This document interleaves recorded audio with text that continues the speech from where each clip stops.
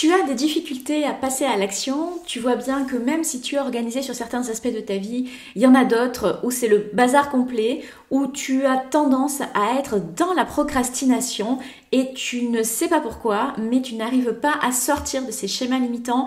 Passer à l'action, c'est quelque chose qui te paraît difficile sur des champs de ta vie où tu as peur. Et si je te disais qu'il y a des raisons à cela et que tu peux y passer, trouver des solutions pour y aller. Bienvenue dans la team hypersensible, tu es une alchimiste et je vais t'expliquer 3 raisons pour lesquelles tu as du mal à le faire. Avant de t'expliquer pourquoi est-ce que tu as du mal et comment y remédier, c'est très important de comprendre que nous avons tous en nous du féminin et du masculin. La part féminine, c'est la part qui est plutôt dans la réceptivité, qui va être de la part intuitive, celle qui est connectée à ton intuition, celle qui va t'aider à être créatif, à avoir envie d'être dans l'introspection. Le féminin, c'est plutôt celui qui est en intériorité, en mode yin, qui est froid dans la médecine traditionnelle chinoise. Alors que le yang, au contraire, c'est la part de nous qui est dans l'action, dans la rationalité, dans les choses qui sont carrées, simples, organisées. Voilà. Et le but dans la vie, c'est bien d'équilibrer nos 2 polarités. Pour autant, si tu as des difficultés à passer à l'action, c'est que tu as cette part masculine qui n'est pas assez développée et peut-être uniquement dans certains champs de ta vie. Alors, je vais t'expliquer 3 raisons pour lesquelles ça s'est produit, les origines qui viennent de cette difficulté à passer à l'action, cette difficulté à être organisée. Et tu verras que ton éducation est au cœur de ces problématiques-là. Alors la première des raisons pour laquelle tu as du mal à passer à l'action, eh bien rappelle-toi, il y a un lien avec ton enfance. Quand tu avais 6 ou 7 ans, tu as appris à l'école à écrire. Et quand on t'a appris les règles de l'écriture, on t'a en même temps appris qu'il pouvait y avoir 500 petites filles dans une cour. S'il y avait un petit garçon, eh bien c'était le masculin qui l'emportait. Rappelle-toi, dans la cour d'école de l'école primaire, les railleries qu'il y a eu derrière, les petits garçons qui disent qu'ils sont plus forts que les filles et que c'est le masculin qui l'emporte. Eh bien, mine de rien, ça s'est engrammé dans ton cerveau. Et dans une société où on conjugue tout au masculin, arriver à exister dans ton féminin, c'est quelque chose qui a été bridé par cette règle de conjugaison. Alors tu vas me dire, oui, mais ça se fait comme ça en français. Eh bien, pas toujours. Et je te mettrai en référence un livre d'une auteure qui est vraiment génial et qui nous fait remonter dans l'histoire, qui nous apprend qu'il y a quelques siècles, et pas tant que ça, il me semble, il y a 2 siècles et demi, quand on disait les garçons et les filles sont belles, eh bien c'était la bonne conjugaison. Pourquoi ? Parce que le français est originaire du latin et qu'en langue latine, on accorde au dernier adjectif. Donc ça, c'est quelque chose qui a été modifié dans la langue à partir du siècle des Lumières. Et depuis lors, c'est le masculin qui l'emporte sur le féminin. Ça a un poids énorme dans ta construction. Parce que ce que tu as engrammé depuis toute petite, c'était que de toute façon, ton genre était plus faible que l'autre. Alors ça, c'est le premier point qu'il est à noter. Et je t'invite dans ton quotidien, quelque chose de simple que tu peux faire, c'est de conjuguer au maximum au féminin. Ça veut dire quoi ? Ça veut dire que tu peux avoir comme habitude, par exemple si tu écris, d'écrire en écriture inclusive, de mettre un point E à chaque fois que tu as un mot qui s'écrit au masculin. Et tu vas voir le nombre de fois où tu le mets. C'est énorme. Le mot qui m'a le plus bousculé quand j'ai commencé à faire ça, c'est le mot quelqu'un. Est-ce que quelqu'un est là? Est-ce que quelqu'un est disponible? Parce que pour moi, c'était un mot invariable. Et un jour, j'ai pris conscience que c'était un, donc je pouvais mettre point E à la fin pour dire est-ce que quelqu'une? Et je me suis mise à dire à chaque fois qu'il y avait le mot quelqu'un, je me suis mise à dire quelqu'une.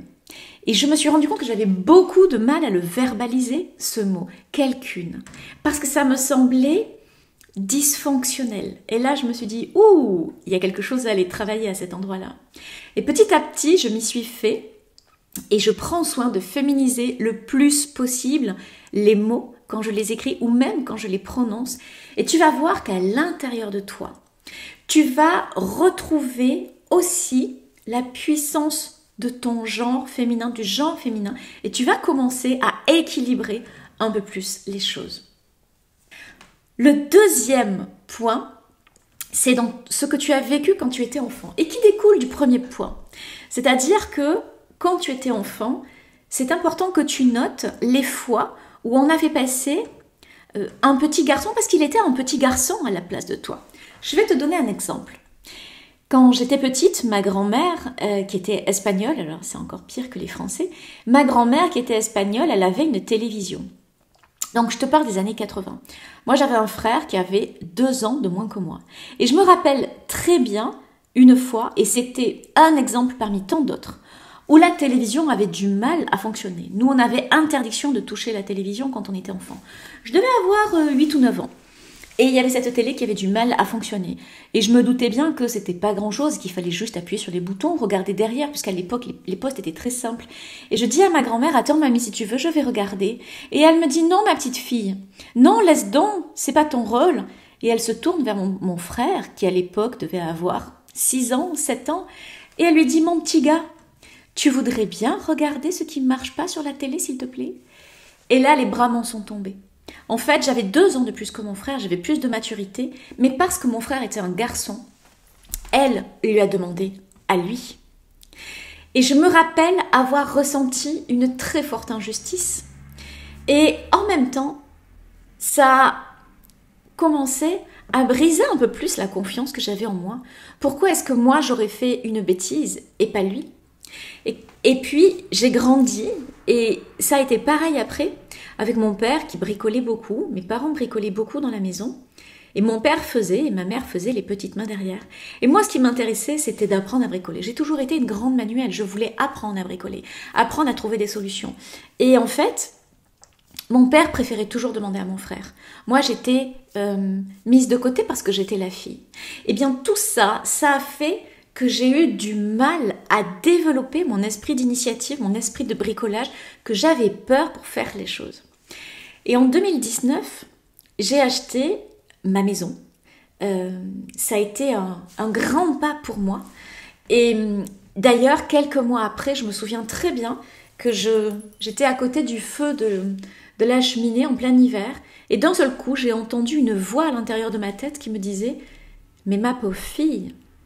Mais c'est pas parce que tu as réussi à acheter une maison toute seule que tu vas pouvoir la garder, l'entretenir. Mais tu n'es qu'une femme. Et là, je me suis dit, oula, c'est quoi tout ce qui est engrammé à l'intérieur de moi? Et effectivement, je me suis rendu compte que j'avais peur. Un évier se bouchait, j'avais peur et je paniquais. Je me disais, mais qu'est-ce que je vais faire? Une lampe dysfonctionnait, j'avais peur. Je me disais, mais à qui je vais demander? Et la moindre petite chose prenait d'énormes proportions. Le lave-vaisselle qui fonctionnait mal, et je paniquais. Je me disais, mais qu'est-ce que je vais faire? Et petit à petit, avec le soutien d'ailleurs de mes filles, j'ai appris. À regarder des vidéos YouTube, à chercher sur des tutos, et à me rendre compte qu'en fait, j'avais énormément de ressources en moi et que même s'il y avait quelque chose qui dysfonctionnait dans la maison, il suffisait que je réfléchisse et que je fasse marcher la partie de mon cerveau qui était rationnelle et que je me fasse confiance pour trouver une solution. Petit à petit, j'ai appris à chercher et à trouver des solutions. Il y a 5 ans de ça, j'avais peur à chaque fois que quelque chose dysfonctionnait.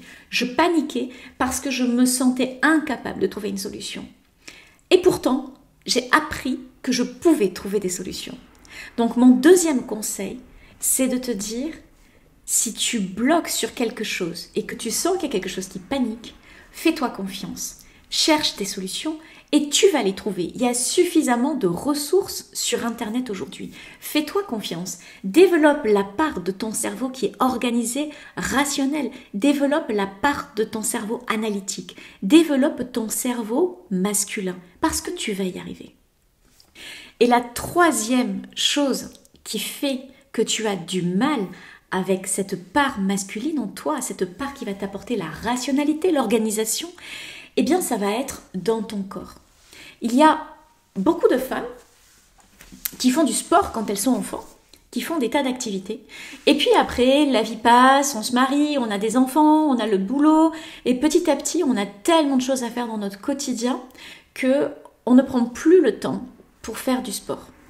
Or, le fait de bouger avec régularité, d'avoir une constance, d'avoir une conscience physique, ça va t'aider cérébralement à l'avoir aussi dans ta tête. Donc il y a quelque chose qui est vraiment important, c'est fixe-toi un objectif et chaque semaine fais du sport et fais du sport avec une intention d'arriver quelque part et d'atteindre ton objectif et de progresser tranquillement mais de manière régulière. Fais du sport au moins 2 fois par semaine, fais bouger ton corps. Moi je me suis fixé comme objectif cette année de reprendre la course et je me suis défini un parcours de 4 km. Aujourd'hui, je n'arrive pas à courir sur les 4 km, mais j'y vais tranquillement à mon rythme, 2 fois par semaine. Le dimanche et le mercredi, ce sont les 2 jours où je m'impose de sortir. Et puis je cours, je marche, je cours, je marche, je cours, je marche. Et je me rends compte qu'à chaque fois, je progresse un petit peu plus en course. Alors peut-être que la fois suivante, ce sera un petit peu moins, mais c'est pas grave. Je me suis donné 10 mois pour arriver à cet objectif. Alors 10 mois, c'est long. Ça me laisse tout le temps nécessaire que j'ai pour y arriver.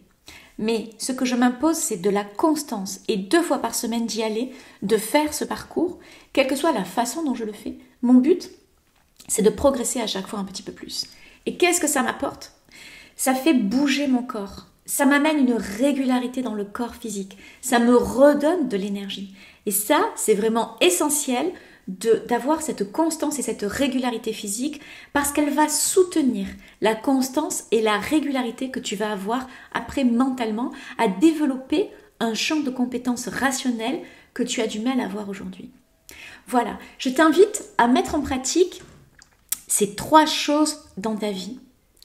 J'aimerais que tu me partages en commentaire si ça te parle, si tu as des difficultés toi aussi à passer à l'action, si tu as des peurs à passer à l'action, si tu te rends compte qu'effectivement il y a cette part de masculin en toi que tu n'as pas encore développé, peut-être dans certains aspects de ta vie et ça te fait peur, dis-le moi en commentaire. Et si tu as aimé le contenu de la vidéo, fais péter les pouces, c'est bon pour l'algorithme de YouTube et ça va m'aider à améliorer les choses.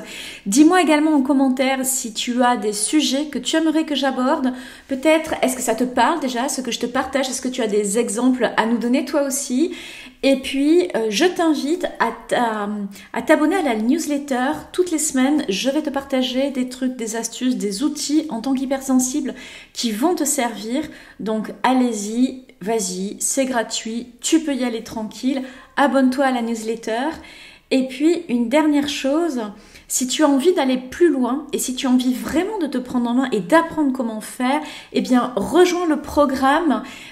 Tu verras, il y a tout qui est prévu sur 10 mois, tout est expliqué. Là-dedans, je t'accompagne et on est en train de créer une véritable communauté d'hypersensibles pour se soutenir. Alors, le programme, c'est vraiment ouvert à tout le monde. Je veux que chaque femme hypersensible puisse se donner les moyens, avoir les ressources nécessaires pour se transformer parce que j'ai mis 13 ans de ma vie à y arriver, ça a été une véritable galère et je veux pouvoir donner accès à chacune des femmes. Donc tu vois, le programme, il est à prix tout doux, il est à 39 € par mois. Le but, c'est qu'on crée une véritable communauté, qu'on crée une grande team d'hypersensibles pour se soutenir et pour y arriver. Mon but, il est là, mon but ultime, il est que plus jamais aucune femme hypersensible ne se sente seule avec son hypersensibilité. Donc, eh bien écoute, c'est très simple, rejoins-nous, tu n'as qu'à cliquer en dessous. Et moi, je te dis à la semaine prochaine pour une nouvelle vidéo.